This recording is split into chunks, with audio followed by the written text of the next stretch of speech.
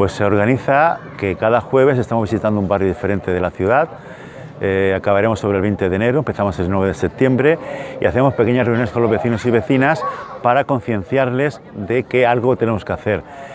Evidentemente en Santa Coloma no se va a conseguir cambiar el sistema eléctrico, no es nuestro objetivo, pero sí creemos que es la forma de iniciar algo junto con la CONFAC, junto con la CEAP, para conseguir que el cambio llegue tarde o temprano. De hecho, el día 17 de noviembre, próximo miércoles, tenemos una manifestación en Santa Coloma.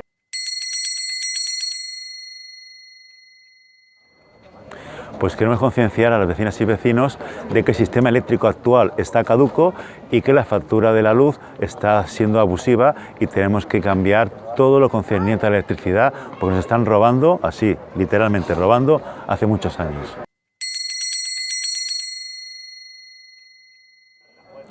Pues por un lado, tener una factura como el agua, ¿no?, por bloques, que las personas vulnerables tengan la capacidad de evitar pagar el recibo de la luz y las ayudas, los bonos sociales y sobre todo algo muy importante que es la energía renovable.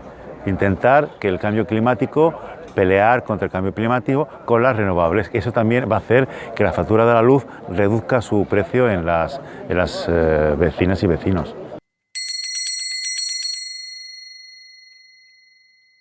Lo que tenemos que hacer es que, como los gobiernos a nivel europeo, el español, está intentando cambiar el sistema eléctrico, tenemos que darle fuerza a los que están negociando en los despachos, haciendo visible nuestro enfado y nuestra negación al sistema actual eléctrico y sobre todo al robo que hay con la forma de cobrarnos la energía en España y en Europa, evidentemente, porque es un tema de Europa, no solo de España.